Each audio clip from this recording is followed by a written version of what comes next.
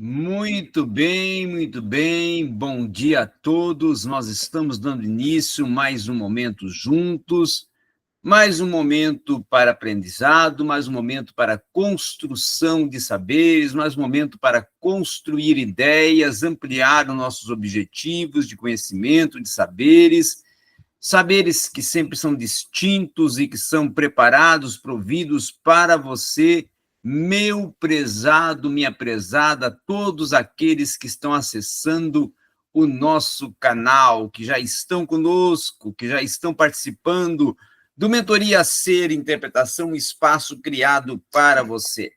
Eu quero, neste momento, aproveitando a oportunidade, te falar que eu estou provendo um curso para você, dentro dos vários cursos que provejo e dos vários cursos que forneço. Eu estou provendo um curso de hermenêutica filosófica, um curso extraordinário, onde estamos transitando nos pensamentos dos principais pensadores e construtores e fomentadores da hermenêutica filosófica, desde lá de Schleiermacher, passando por Wilhelm Tilden, Heidegger, Hegel, Merleau-Ponty, entrando em Habermas, indo também de encontro a outros teóricos que vão enganjar-se na hermenêutica filosófica, e aí depois entramos também lá justamente no grande pai da hermenêutica filosófica, o grande mentor da hermenêutica filosófica, aquele que ressuscitou a hermenêutica filosófica, o Hans Gadamer e o Paul Ricoeur. Então, não perca esse curso. Como entre em contato comigo? Entre em contato comigo pelo 62 981 09 17 77. Esse é meu WhatsApp, 62 981 09 17 77. Esse é meu WhatsApp. Muito bem, muito bem, muito bem. Hoje vamos estudar Ludwig Wittgenstein, tá? Vamos trabalhar com esse filósofo alemão. Já até vou compartilhar aqui a tela com vocês do nosso slide, para podermos já trabalhar esse pensamento proposto por Ludwig Joseph Johann, tá? Ludwig Joseph Johann Wittgenstein, certo? Ludwig, você vai pronunciar, e é importante essa questão da pronúncia, viu? Ludwig Joseph Johann Wittgenstein, certo? Então, ele nasce em Viena, certo? Em 26 de abril de 1889, certo? E vai atuar, né? E desenvolver a sua filosofia voltada para a filosofia da mente. Ele morre em Cambridge em 29 de abril de 1951. É um filósofo de origem austríaca que é naturalizado na Britânia, tá? E foi caracterizado como um dos principais fomentadores, atores, filósofos, mentores da virada linguística da filosofia do século XX, certo? E movimento esse que, inclusive, propôs, né, a linguagem no centro da reflexão filosófica, deixando assim figurar, né, propor, apenas como um meio para se nomear as coisas ou até transmiti-las e transmitir os pensamentos, ok?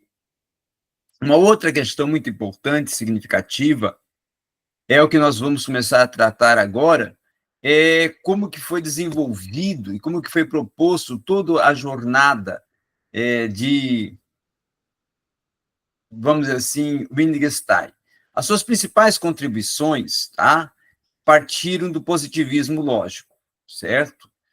E nós vemos aqui nesse quadro, inclusive, algumas questões muito significativas a serem consideradas, tá?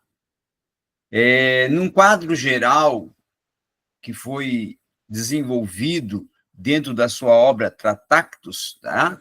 Nós vamos ver algumas questões que precisam ser bem, vamos assim, consideradas e elencadas para compreendermos a dimensão, não é, da implicância acadêmica e da importância acadêmica dentro da filosofia de Wittgenstein.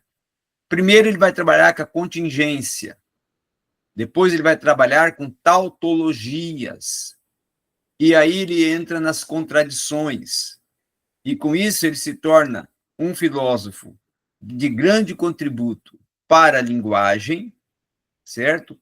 Nas tautologias para a matemática e nas contradições para a filosofia da mente. Então, ele é um filósofo de atuação em 3 áreas distintas: linguagem, matemática e mente. Agora, é importante considerarmos também que o Ludwig Wittgenstein, ele traz um contributo que nós podemos considerar dos mais sublimes dentro do que ele começa a desenvolver em 1926. Em 1926, em razão do seu estilo rigoroso, do seu estilo voltado mais para o sentido estrito, tá? Demonstrando até pouca paciência com as crianças que não conseguiam acompanhar o seu raciocínio enquanto tutor, enquanto professor, e pais e alunos também que pediam o seu afastamento das escolas. Ele começa, então, a trabalhar como jardineiro, ele muda, certo, a sua atuação de docente para jardineiro, em um monastério nas proximidades da região de Viena. E já em 1939, o Ludwig Wittgenstein, ele vai se naturalizar cidadão britânico, justamente durante ali a Segunda Guerra Mundial, aonde ele vai oferecer-se até inclusive como voluntário, tá, para os serviços de saúde, e irá trabalhar no Guy's Hospital 2 anos depois, até inclusive da guerra, aonde ele acaba por ser demitido da universidade, passando a viver então entre a Irlanda, Oxford e Cambridge, tá? Uma outra questão muito significativa, muito importante compreendermos, que muitos consideram ele o filósofo mais importante do século passado. Por quê? Porque ele, em um único livro de filosofia que ele publicou, que foi o Tratados Lógico-Filosóficos, de 1922, ele vai mostrar e vai desenvolver uma profunda influência dentro do desenvolvimento do positivismo lógico. Mais tarde, inclusive, as ideias por ele formuladas, a partir do ano de 1930, inclusive, começam a ser difundidas em Cambridge e Oxford. Também podemos dizer que ele impulsiona um outro movimento filosófico que nós devemos até denominar, não é? Denominar a filosofia da linguagem comum, tá? A filosofia da linguagem comum. Uma outra questão bastante significativa, bastante importante a ser considerada é justamente os 2 âmbitos sentidos do Wittgenstein. Primeiro, o seu pensamento, ele geralmente se torna dividido em 2 fases. Até para ser identificado e até para nós identificarmos, muitos autores recorreram ao artifício de atribuir aos escritos da juventude ao primeiro Wittgenstein, tá? Ao primeiro tempo, pensamento, visão, perspectiva, proposta das primeiras obras, primeiros escritos, primeiras aulas, primeiras teses de Wittgenstein. Então, depois da sua segunda obra, assim, vamos dizer assim, o segundo Wittgenstein, não é?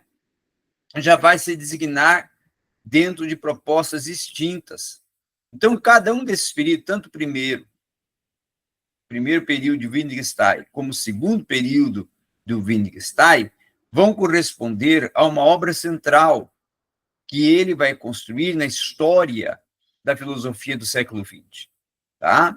A sua primeira fase, por sinal, pertencente ao Tratados Lógico-Filosóficos, que é um livro em que o Wittgenstein procura, inclusive, tá? esclarecer as condições lógicas para um pensamento e uma linguagem que, inclusive, devem atender para poder representar o mundo, ela se torna grande significância para o sentido e para a proposta, certo, que é desenvolvida. Já a segunda fase, ela vai pertencer justamente às investigações filosóficas, tá, que são publicadas de uma forma póstumamente, tá, em 1953, e nesse livro, justamente, então, o Wittgenstein vai tratar de tópicos similares, dentro de tratados, inclusive, que são desenvolvidos sob uma perspectiva radicalmente diferente. Embora até venha se tratar de dois Wittgensteins, né? Primeiro período de Wittgenstein e o segundo período de Wittgenstein. Esses dois períodos, tá? Eles influenciam escolas filosóficas diferentes. E aí a proposta, principalmente da linguagem, ela permanece dentro de um tema principal de uma reflexão que irá fornecer a unidade da sua obra, tá? E uma outra questão interessante a pensarmos e considerarmos é justamente o Tratatus Lógico-Filosóficos, que é uma obra central e é a obra que nós temos que concentrar quando estudamos o Wittgenstein. O Wittgenstein, então, tenta romper com a visão tradicional da filosofia, principalmente aquela que o mundo tem um mero agregado de coisas que se podem ser pensadas, que se podem ser articuladas, até de uma forma independente ou até de um desvelar, não é, do sentido essencial da linguagem. Já o objetivo imediato, o objetivo proposto desse lógico-filosóficos é justamente uma explicação da linguagem a partir de uma representação do mundo aonde se deve corresponder principalmente à ordem das coisas no mundo. E aí a linguagem ela pode representar a estrutura do mundo como também uma conexão entre palavras e objetos. Portanto, você tem que compreender que, nesse sentido, nesse aspecto, ele começa a desenvolver todo um contexto, todo um cenário, todo um conteúdo de grande contribuição até para nós desenvolvermos uma visão voltada para a filosofia da mente. E aí, o Wittgenstein pretende, nesse aspecto, mostrar com uma proposição de representação como que surge o estado das coisas, né? Como que elas se tornam reais ou possíveis. E aí, com isso, Wittgenstein começa a desenvolver um problema partindo do princípio da teoria pictórica do significado, estabelecendo justamente uma proposição e uma representação figurativa, partindo dos fatos, que são como uma maquete e uma representação figurativa de um próprio edifício. Então, a filosofia não é uma teoria, mas se torna uma atividade, se torna uma obra filosófica que irá consistir essencialmente até em elucidações, e o seu resultado vai ser justamente as proposições filosóficas partindo de um tomar expressivo das proposições claras. Então, é com isto que começa a ser construído, começa a ser desenvolvido, a partir, inclusive, das propostas que ele vai elencando. A semelhança entre, por exemplo, maquete e o prédio assegurado, e somáfia espacial, ele, nesta obra e nessa tese, dentro do seu Tratatus Filosófico, ele trabalha as relações pessoais entre diversos elementos que vão ser constituintes até de uma maquete das próprias articulações que ele desenvolve. Então, essa distinção entre dizer e mostrar, entre proposição, entre, podemos colocar aqui até as proposições lógicas que vão mostrar algo até dentro de um respeito, de uma formalidade, até de uma proposição, de uma metafísica tradicional, aonde ele vai desenvolver até um lema que nós podemos aqui colocar em destaque, é só o ser é, né? E o não ser não é. Vou até repetir. Só o ser é e o não ser não é. Tá? Então, partindo desta frase, partindo desse pressuposto, partindo desse lema filosófico, nós começamos a ver a sua lógica proposicional. Inclusive, a sua lógica proposicional, ela é proposta a partir de um sentido construtivo, de um modelo da realidade, tá? A realidade, inclusive, que pode ou não corresponder a esse modelo, e até, em outras palavras, uma proposição que se torna dotada de um sentido, que vai ter uma propriedade intrínseca, inclusive, da bipolaridade, tá? E nesse Tractatus, todas as proposições que são necessárias e verdadeiras, ele vai dizer que sempre serão verdadeiras, não terão como ser alteradas, não terão como ser modificadas ou tornar-se falsas. Aquelas que não precisam ser confrontadas, como o caso da realidade, para que se saiba se ela é realmente uma integralidade, uma verdadeira integralidade, como no caso da tautologia, surge uma proposição elementar aonde a verdade depende apenas as combinações possíveis de valores e de verdades, aí partindo de proposições elementares a partir de uma proposta e de uma proposição que sempre se torna verdadeira, que sempre se torna valorizada, compreendida. Então, a distinção entre dizer e a distinção entre mostrar, e ela abre um campo até para se pensar e se considerar, e até para se observar alguns valores para o místico, dentro de um lado discursivo, até das proposições, dos contrassensos absurdos, das construções sem sentidos, tá?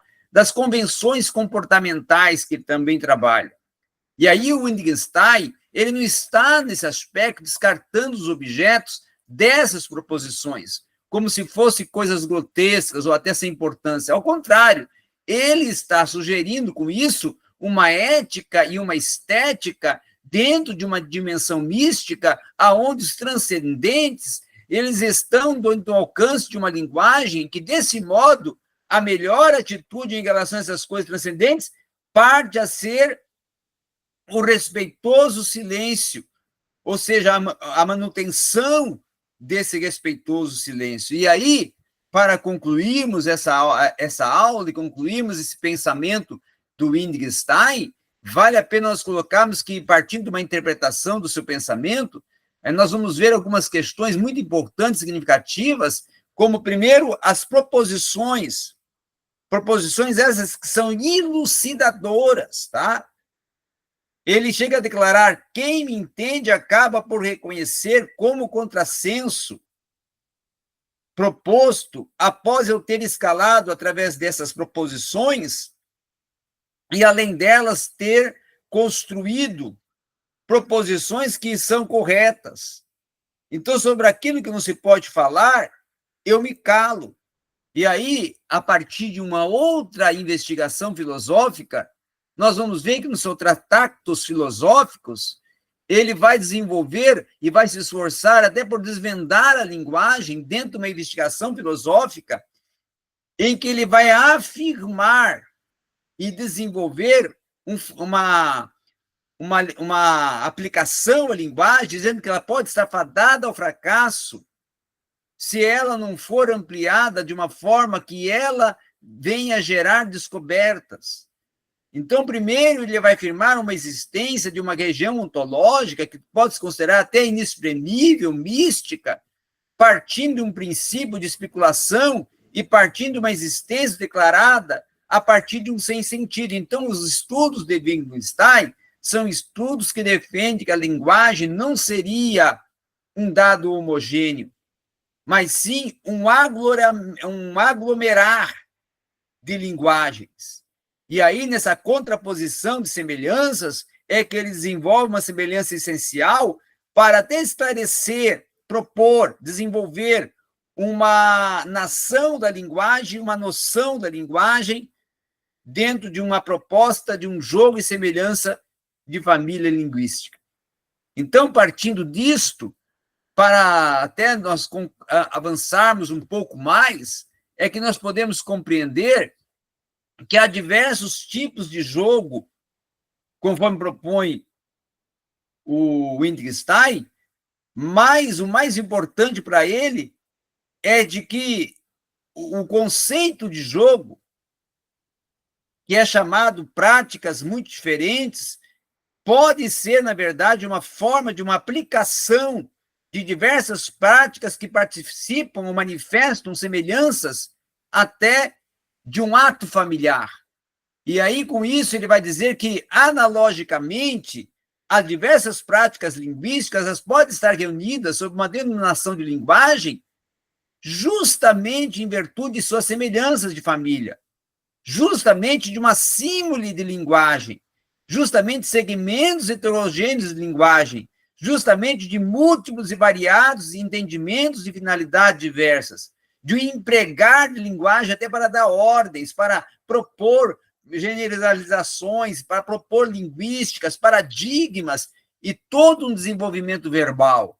E aí, a partir dessa realidade, é que o grande problema desta filosofia da linguagem começa a ser desenvolvido, interpretado e tratado e discorrido nas investigações filosóficas de Wittgenstein, aonde ele vai colocar, ele vai mensurar de que a linguagem se torna a essência do ser como uma construção constante da sua mente e do mundo em que ele está inserido, e dos sentimentos que ele vivencia a partir dos jogos e dos contatos e das realidades vividas. E é assim que ele constrói a sua filosofia da mente, a sua filosofia da linguagem. E era isso que nós tínhamos para tratar nesse dia, nessa aula, que creio que trouxe um grande contributo para você.